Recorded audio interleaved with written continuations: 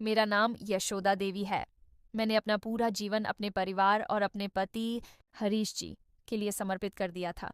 वह एक धर्मपरायण व्यक्ति थे जिनकी हर बात मैंने सहर्ष स्वीकार की थी। आज मेरी बहू नीता तीसरे बच्चे को जन्म देने वाली थी और मेरा मन एक अजीब बेचैनी में था क्योंकि मैंने आज तक उसका मुखड़ा तक नहीं देखा था।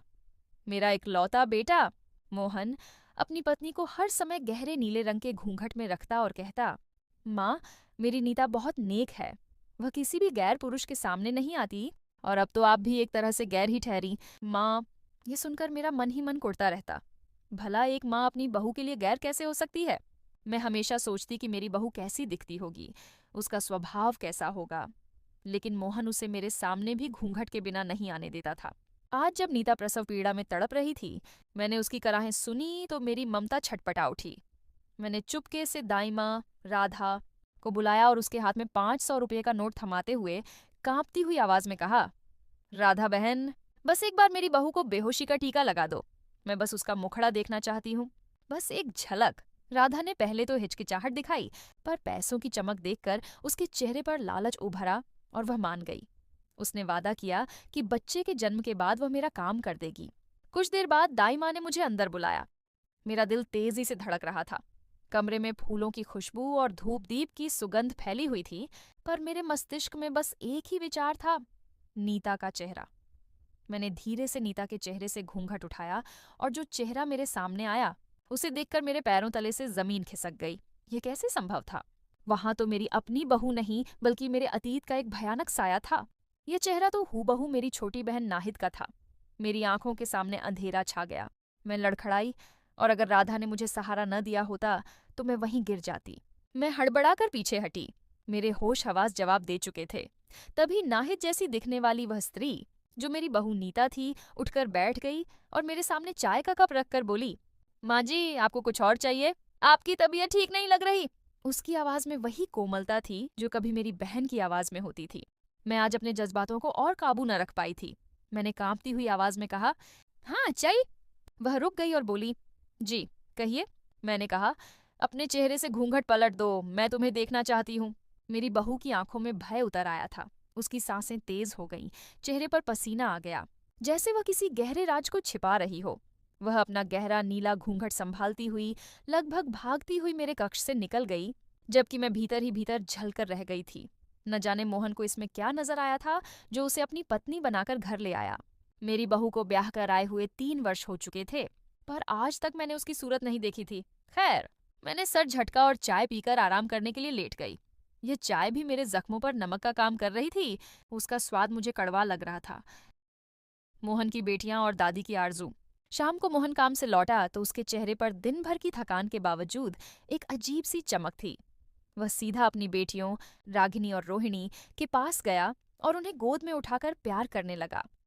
भगवान ने उसे 2 बार बेटियों के रूप में आशीर्वाद दिया था और वह दोनों बेटियां हूबहू मोहन पर गई थीं। उनकी गोल मटोल आंखें और गेन हुआ रंगत मोहन की याद दिलाती थीं। मैं मन ही मन प्रार्थना करती थी कि कम से कम एक बच्चा तो अपनी माँ पर जाए, ताकि मुझे यह तो पता चले कि मेरी बहू कैसी दिखती है। मोहन मेरे पास आकर बैठ गया। उसके चेहरे पर थकावट के बावजूद एक संतोष था जो उसकी बेटियों से मिलने की खुशी से कहीं अधिक था। वह बोला, माँ जी, आप नीता से बार बार क्यों कहती हैं कि वह आपको अपना चेहरा दिखा दे? आप जानती है ना वह कितनी धर्मपरायण और परहेजगार है। मैंने कितनी बार आपसे कहा है कि वह पूर्ण रूप से पर्दा करती है। हमारे परिवार की इज्जत है। वह आपकी बहुत ही नेक बहू है। आपने ही तो नेक बहू की इच्छा जाहिर की थी, भूल गई क्या? मैं मन ही मन कुढ़कर रह गई कि तौबा है आजकल की औरतों से, जरा जरा सी बात अपने पति को जाकर बताती हैं। मैं चुप रह गई क्योंकि मैंने ही मोहन से कहा था कि वह जहां मर्जी शादी कर ले, जिस लड़की को चाहे मेरी बहू बनाकर ले आए, पर उसमें केवल एक गुण होना चाहिए कि वह नेक स्वभाव की हो और पर्दा करने वाली हो। मोहन जब नीता को ब्याह कर लाया तो वह घूंघट में यहाँ वहां घूमती। मुझे उसे देखकर कभी कभी दया आती तो कभी कभी हंसी आती।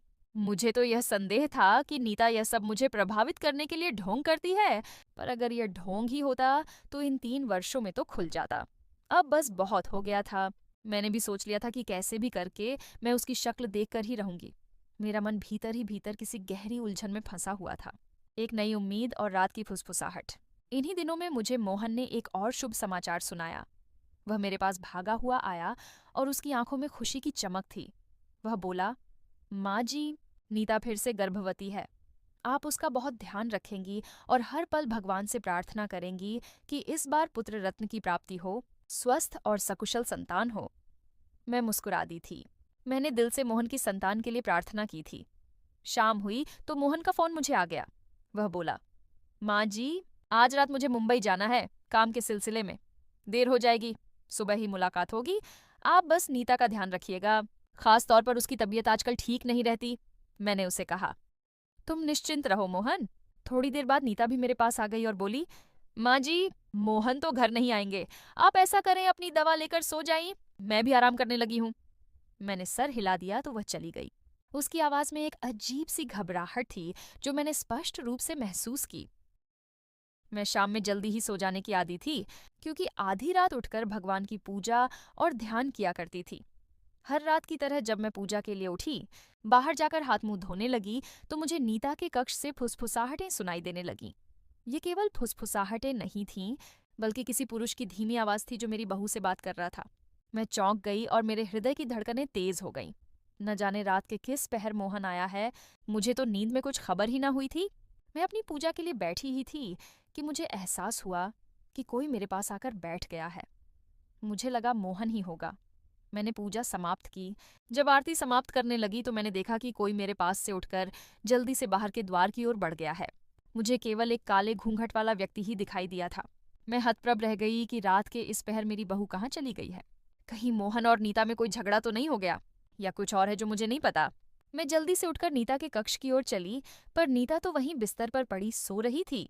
सोते हुए भी उसने अपना चेहरा घूंघट से ढक रखा था, पर मोहन का कोई नामो निशान तक नहीं था। एक अजीब से भय ने मुझे अपने घेरे में ले लिया था। मैं बाहर आकर अपने आसन पर बैठ गई थी। रात के इस रहस्यमय घटना के बारे में सोच रही थी। मुझे याद आया कि जब नीता मेरे पास से गुजरी थी तो उसके कपड़ों से पुरुष के इत्र की हल्की सी खुशबू आ रही थी। न जाने मुझे यूं बैठे हुए कितनी देर हो गई थी। बाहर से सुबह की पहली आरती की मधुर ध्वनि गूंजने लगी थी। सवाल और जवाब, संदेह की बढ़ती छाया। सुबह की पहली आरती के साथ ही द्वार पर दस्तक हुई। मैंने जाकर द्वार खोला तो सामने मोहन खड़ा था। उसके चेहरे पर यात्रा की थकान और धूल साफ दिखाई दे रही थी। उसने झुककर मेरे चरण स्पर्श किए और मेरे साथ आकर ही बैठ गया था। मैं बोली, मोहन, तुम एक बार आकर फिर कहाँ चले गए थे? मुझे रात को तुम्हारे आने और नीता से बातें करने की आवाजें सुनाई दी। वह अनभिज्ञता से बोला, माँ जी, क्या मतलब? मैं तो कल शाम को मुंबई गया, अभी ही लौटा हूँ। उसकी आंखों में सच्चाई की चमक थी या मैं भ्रमित थी? मैं मुस्कुराई और बोली, अपनी बूढ़ी माँ को पागल मत बना। मैं पूजा करने उठी तो मुझे नीता और तुम्हारे बोलने की आवाज आने लगी थी। फिर तुम उठकर बाहर चले गए, पर तुमने घूंघट क्यों पहन रखा था? मोहन मेरी बातें सुनकर एकदम ही क्रोधित हो गया था। उसका चेहरा गुस्से से लाल हो गया था और उसकी भौहों पर बल पड़ गए थे। वह मेरे पास से उठकर अंदर अपने कक्ष में चला गया था। मुझे नीता और उसके झगड़े की आवाजें आने लगीं। मोहन की आवाज ऊंची थी और नीता की आवाज में भय था। काफी देर तक वे यूं ही लड़ते झगड़ते रहे थे, जबकि मैं हैरान थी कि आखिर माजरा क्या है। उनकी लड़ाई में पर्दा और झूठ शब्द बार बार सुनाई दे रहे थे। इस लड़ाई के बाद हमारे घर के हालात बड़े तनावपूर्ण हो गए थे। नीता काम समाप्त करके अपने कक्ष में छिपी रहती, मोहन सारा दिन काम पर रहता। अब घर में केवल दो नन्ही परियों, रागिनी और रोहिणी, का ही मुझे सहारा रह गया था। वही अपनी शरारतों से मेरा मन बहलाती थीं। एक हफ्ता यूं ही गुजर गया था, पर नीता और मोहन की अभी तक सुलह नहीं हुई थी। यूं तो दोनों पति पत्नी में कभी बड़ी लड़ाई नहीं होती थी। अगर कभी नाराजगी हो भी जाती तो भी ये दोनों ज्यादा दिन एक दूसरे से दूर नहीं रह पाते थे। पर इस बार तो कुछ और ही माजरा था। दोपहर को मैं चाय पीकर आराम करने के लिए लेट गई थी। अभी थोड़ी देर ही गुजरी होगी कि मुझे घर का द्वार खुलने की आवाज सुनाई दी। मैं चौंक गई, पर यूं ही सोती बनी रही। एक काले घूंघट वाला व्यक्ति मेरी बहू के कक्ष में घुस गया था। मैं हैरान रह गई कि अब ये कौन है। कहीं यह वही रात वाला व्यक्ति तो नहीं? मेरे मन में एक गहरे संदेह का बीज बोया जा चुका था और वह बढ़ता ही जा रहा था। लेकिन फिर मैंने अपने कानों को हाथ लगाकर भगवान से क्षमा मांगी। मैं एक धर्मपरायण स्त्री हूँ, यूं किसी पवित्र स्त्री पर संदेह नहीं कर सकती थी, क्योंकि मेरी बहू तो अत्यंत शालीन और पर्दा करने वाली थी। कम से कम मोहन तो यही कहता था। मैंने आज तक उसमें कोई जाहिरी बुराई नहीं देखी थी। मुझे केवल और केवल इस बात पर आपत्ति थी कि वह मुझसे अपना चेहरा क्यों छिपाती है। पर मैं इस बात को भी उसकी लज्जा और शालीनता समझकर चुप रह जाती थी। इसलिए मैंने सोचा कि मैं सारे मामले का स्वयं जायजा लेकर किसी निष्कर्ष पर पहुंचूंगी। मैं धीरे से उठी और कदम कदम चलती हुई अपनी बहू के कक्ष के पास जाकर खड़ी हो गई थी। कक्ष से मेरी बहू की फुसफुसाहटों की आवाजें आ रही थीं। इस बार आवाजें ज्यादा स्पष्ट थीं। मैं काफी देर तक खड़ी रही, तब मुझे पुरुष की आवाज में फुसफुसाहटें सुनाई देने लगीं। इस आवाज में एक अनजानी पहचान थी। ये मोहन की आवाज नहीं थी। मैं डरकर 2 कदम पीछे हट गई। मेरे पैरों तले से जैसे जमीन खिसक गई। मेरे संदेह ने अब विश्वास की सूरत अख्तियार कर ली थी। मैं अपने कक्ष में आकर रोने लगी कि न जाने मेरी बहू किन रास्तों पर निकल पड़ी है। हे भगवान! मेरा एक ही बेटा था। अब अगर बहू उसके साथ बेवफाई करती तो मैं यह कैसे सह सकती थी। मैंने जल्दी से मोहन को फोन मिलाकर घर बुला लिया था। मैंने उसे तुरंत आने को कहा। उसकी आवाज में मेरी परेशानी झलक रही थी। अभी 10 मिनट भी न गुजरे होंगे कि मैंने अपनी आंखों से उस घूंघट वाले व्यक्ति को घर से निकलते हुए देखा था। वह तेजी से भागकर गली से गायब हो गया। मैंने अपना माथा पीट लिया कि प्रमाण तो हाथ से ही निकल गया। आधे घंटे बाद जब मेरा बेटा घर आया तो वह बड़ा परेशान सा लग रहा था। उसके चेहरे पर घबराहट और भय साफ दिखाई दे रहा था। सबसे पहले आकर उसने मेरी खैरियत ही पूछी थी। मैंने बेटे को समझाया कि मैं तो ठीक हूँ, पर उसके चेहरे पर इतनी परेशानी क्यों है। मोहन के माथे पर बल पड़ गए थे। वह गुस्से से बोला, क्यों माँ जी, नीता ने फिर क्या किया है? मैं डर गई कि कहीं मोहन गुस्से में आकर अपनी पत्नी को तलाक ही न दे दे। उन दोनों की तो अभी तक सुलह भी नहीं हुई थी और नीता गर्भवती भी थी। खैर, जो कुछ भी था, मैं अपने बेटे से विश्वासघात नहीं कर सकती थी। उसकी आंखों में मैंने अपनी ही पीड़ा देखी। मैंने उसे साफ साफ बता दिया कि यूं तुम्हारी नेक और पर्दा करने वाली पत्नी के कक्ष से मुझे किसी पुरुष की आवाज आ रही थी और मैंने उसे घर से निकलते हुए भी देखा है। मोहन का रंग उड़ चुका था। उसका चेहरा पीला पड़ गया था। वह चिल्लाने लगा और बोला, नीता बाहर आओ। नीता डरी सहमी हुई सी बाहर आ गई थी। उसकी आंखों में भय स्पष्ट था और उसका चेहरा पीला पड़ चुका था। मैंने उसके हाथों में भी कंपन देखा था। मोहन गुस्से से बोला, माँ जी क्या कह रही हैं? तुम्हारे कक्ष में आज कौन आया था और तुम किससे बातें कर रही थी? नीता रोने लगी और रोते हुए बोली, माँ जी, झूठ तो मत बोलिए। मेरे कक्ष में भला किसने आना था? मेरी तो खुद तबीयत खराब थी, इसलिए मैं तो आज सोई हुई थी। मैंने किसी को नहीं देखा। मोहन ने प्रश्नवाचक नजरों से मेरी ओर देखा था। मैं बोली, नीता, तुम आज सच बता क्यों नहीं देती? तुमसे मिलने कौन आता है? मैंने खुद अपनी आंखों से उसे घर से निकलते देखा है। नीता ने एकदम से अपने कानों को हाथ लगा लिया था, जैसे किसी ने उस पर अशुद्ध आरोप लगाया हो। वह बोली, हे भगवान! माँ जी, भगवान को जान देनी है। मुझ पर इतने बड़े बड़े आरोप मत लगाइए। आप तो पहले दिन से ही मुझे स्वीकार नहीं कर पाई, इसीलिए मेरे खिलाफ साजिशें करती फिरती हैं। मोहन गुस्से से उठा तो मैंने उसका हाथ थामकर बिठा दिया था। मैं बोली, हाँ नीता, शायद मुझे ही कोई गलतफहमी हो गई होगी। मुझे माफ करना। तुम जाओ, जाकर आराम करो। मोहन मुझे देखता रह गया। नीता चली गई तो मैं बोली, मोहन, हम इसको रंगे हाथों पकड़ेंगे। यूं तो इसने हर बार मुकर जाना है। ये बात मेरी आत्मा को खाए जा रही है। मैं अपने घर में ये पाप नहीं होने दूंगी। मोहन ने कुछ सोचते हुए सर हिला दिया था। उसकी आंखों में दृढ़ संकल्प था। बहू सारा दिन घर के काम करती, बेटियों की देखभाल करती, मेरा ख्याल रखती। हालांकि खुद उसकी तबीयत आजकल ठीक नहीं रहती थी। वह कमजोर होती जा रही थी। मेरा दिल उसके लिए दुखता था। मैं सोचती रहती कि आखिर सच्चाई है क्या? क्या वह झूठ बोल रही है या मेरे मन का भ्रम है? यूं ही दिन गुजरते गए और मेरी बहू का पेट बढ़ता गया, पर आज तक मैं उसकी शक्ल ओ सूरत देखने से वंचित थी। उसके चेहरे पर हमेशा एक गहरा घूंघट रहता।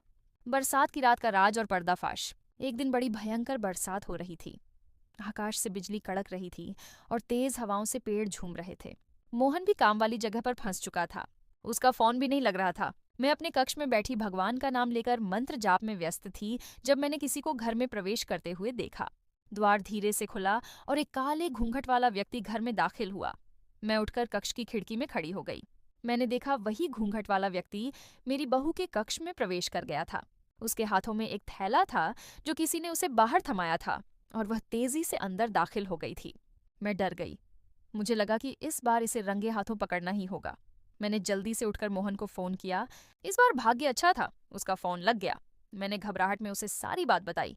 वह बोला, माँ जी, मैं रास्ते में ही हूँ, बस 5 मिनट में घर पहुँचता हूँ। आप वहीं रहें, कुछ मत कीजिएगा, इस बार हम सच सामने लाएंगे। मोहन जैसे ही घर पहुंचा, उसके चेहरे पर बारिश के बूंदें और गहरी चिंता साफ दिखाई दे रही थी। मैंने उसे बताया कि वह घूंघट वाला व्यक्ति अब भी तुम्हारी पत्नी के कक्ष में ही है। देखो मोहन, आज तो भगवान ने हमें अवसर दिया है। बरसात अब थम चुकी थी। सिर्फ हल्की हल्की बूंदें गिर रही थीं। मोहन अपने कक्ष के द्वार के पास जाकर खड़ा हो गया। उसके हाथ मुट्ठियों में बंद थे। वह बड़ी देर यूं ही खड़ा रहा, जैसे भीतर की आवाजें सुन रहा हो। फिर धीरे धीरे नीचे बैठता चला गया। वह बैठकर रोने लगा था। उसकी हिचकियां सुनाई दे रही थीं। मैं हैरान थी कि आखिर क्या माजरा है जो मेरा बेटा यूं बिलक बिलक कर रो रहा है। मुझे लगा जैसे उस पर कोई पहाड़ टूट पड़ा हो। फिर अचानक ही वह उठकर खड़ा हो गया और स्वयं को द्वार की ओट में छिपा लिया था। कुछ ही पलों बाद वह घूंघट वाला व्यक्ति तेजी से हमारे घर से निकलकर बाहर चला गया था। उसके कदमों में तेजी थी, जैसे वह किसी से बचकर भाग रहा हो। मेरी बहू ने अंदर ही अंदर इधर उधर चलकर यह सुनिश्चित कर लिया था कि मोहन अभी तक नहीं लौटा था, या उसे ऐसा लगा था। फिर मोहन मेरे कक्ष में आ गया।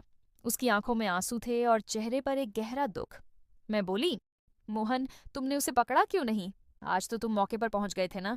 वह बोला, माँ जी, कुछ ही दिनों तक नीता बच्चे को जन्म देगी। मैं इस समय कोई गलत कदम उठाना नहीं चाहता था। मैं कुछ दिन इंतजार करना चाहता हूँ। ये मामला बहुत गहरा है माँ जी, इसमें कई राज दफन हैं। मैं चुप होकर रह गई थी। मोहन के शब्दों में छिपा दर्द मुझे भी महसूस हुआ। सच्चाई का रहस्योद्घाटन और दादी का माफीनामा। इस घटना को 3 ही दिन गुजरे होंगे कि मेरी बहू प्रसव पीड़ा से तड़पने लगी थी। आधी रात थी और उसकी चीखें दिल दहला रही थीं। वह रोते हुए बोली, माँ जी, मुझे अस्पताल ले जाइए, समय आ गया है। मैंने जल्दी से मोहन को फोन करके बुला लिया था। हम बहू को लेकर अस्पताल पहुंच चुके थे। उसे तुरंत लेबर रूम में ले जाया गया। आज मेरे पास एक और अवसर था। मेरा दिमाग भी तेजी से काम करने लगा था।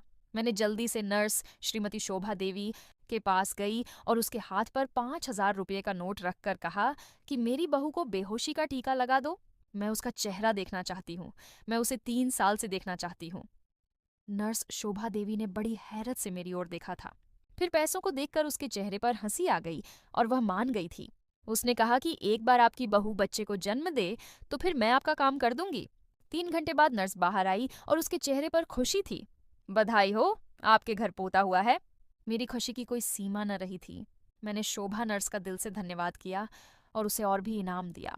फिर थोड़ी देर बाद शोभा नर्स ने मुझे इशारा करके कक्ष में आने को कहा। मैं बहू के कक्ष में गई तो सामने वाला दृश्य देखकर मेरी तो रूह ही कांप गई। मेरा दिल जोर से धड़का।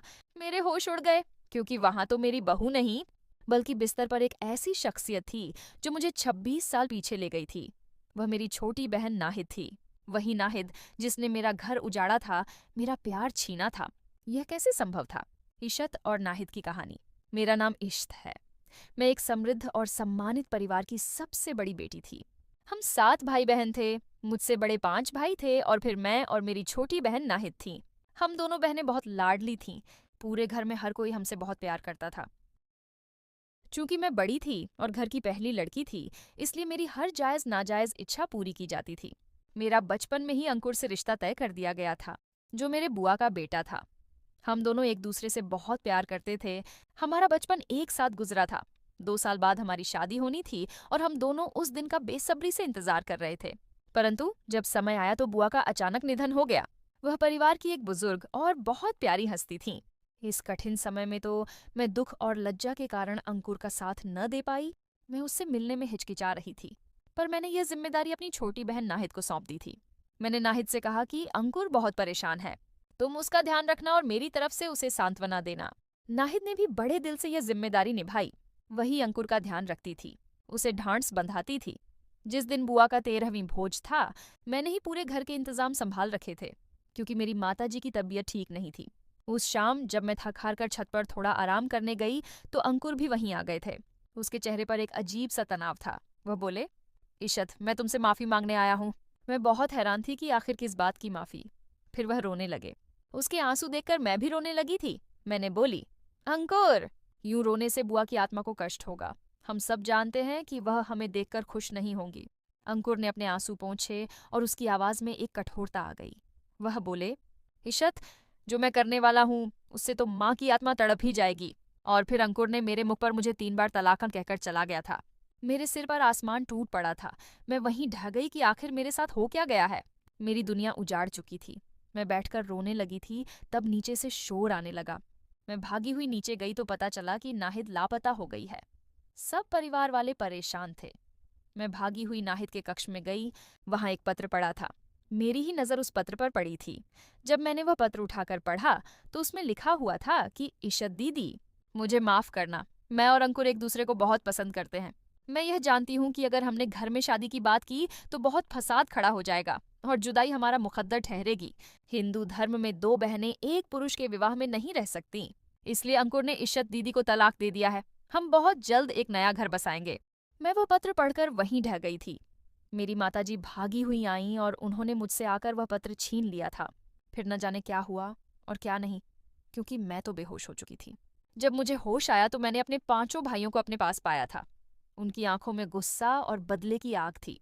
वे मुझसे प्रतिज्ञा करने आए थे कि वे अंकुर और नाहिद को पाताल से भी ढूंढ लाएंगे और उन्हें कड़ी सजा देंगे। पर मैंने अपने भाइयों के सामने हाथ जोड़ दिए थे। मैंने बोली कि आप मुझ पर यह जुल्म हरगिज मत कीजिएगा।